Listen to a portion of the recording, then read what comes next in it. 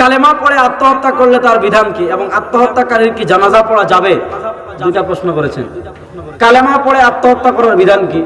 একজনে বিসমিল্লাহির রহমানির রহিম মদ খাচ্ছে, মদ হালাল হয়ে যাবে? কথা বলেন না কেন?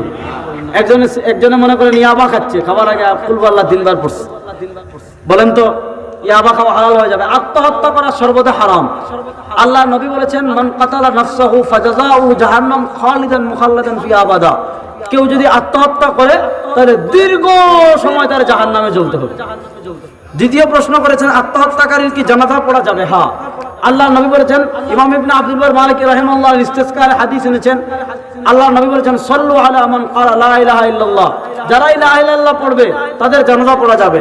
বাকি আত্মহত্যা যেহেতু কবিরা গুনাহ, এজন্য আলেমরা, মসজিদের ইমাম সাহেবরা, সম্মানী ব্যক্তিরা তাদের জানাজায় অংশগ্রহণ করবে না।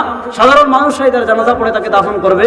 সম্মানী ব্যক্তিরা যাতে এই জন্য জানাজায় অংশগ্রহণ করবে না, যাতে বাকিরা এর থেকে শিক্ষা নেয় যে সেই ব্যক্তি এমনভাবে মারা গেছে যার কারণে সব মানুষ, সম্মানী ইমাম সাহেব, আলেমরা তার জানাজায় অংশগ্রহণ করতেছে না। এই জন্য মানুষ যাতে কি করে, আত্মহত্যা থেকে বেঁচে থাকে। রজব মাসে এবং শাবান মাসে আল্লাহুম্মা বারিক লানা, এটা সহিহ হাদিস দ্বারা প্রমাণিত কিনা এবং তার উপর আমল করা যাবে কিনা অবশ্যই পড়তে পারেন। দোয়াতে তো কোনো সমস্যা নাই।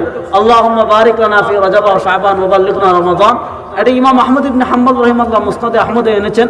সনদের দিক থেকে হাদিসটি জয়ীফ, কিন্তু সনদের দিক থেকে জয়ীফ হলেও ফাজাইলের ক্ষেত্রে জয়ীফ হাদিসের উপর আমল করা যায়। যেহেতু এটা সনদের দিক থেকে জয়ীফ, আপনি দোয়া করতেছেন আল্লাহর কাছে, আল্লাহ আমার রজব মাসে বরকত দাও, আমার রমজানে পৌঁছাই দাও। জয়ীফ হাদিস হলে ওটা আমল করতে কোনো সমস্যা নাই, এই দোয়া আপনারা অবশ্যই করতে পারেন, সমস্যা নেই। বাকি হাদিসটা সহিহ না, এটা মনে রাখতে হবে, হাদিসটা জয়ীফ, ঠিক আছে? এটা একদম সহিহ বানানো যাবে না, আবার জালও বানানো যাবে না। আমি একজন নামাজি, আমি বেনামাজির সাথে কোরবানি করলে কোরবানি হবে কিনা? অবশ্যই হবে। হ্যাঁ, যদি সে বেনামাজি এই কারণে তার ইনকাম যদি হালাল হয়, কোরবানি হয়ে যাবে।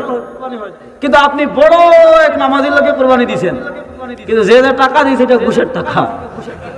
কোরবানি যে টাকা দিয়েছে সুদ খাইয়া দিছে, আছে না অনেক সুদ, নামাজ পড়ে না, এখন তাহাজ্জুদে যদি পড়ে সুদ খাইয়া টাকা দিয়ে কোরবানি হবে না।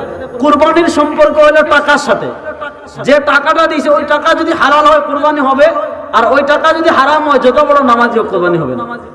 আর টাকা যদি হালাল হয়, মাঝে মধ্যে নামাজ না পড়লে কি হবে? নামাজ হয়ে যাবে, কোরবানি হয়ে যাবে।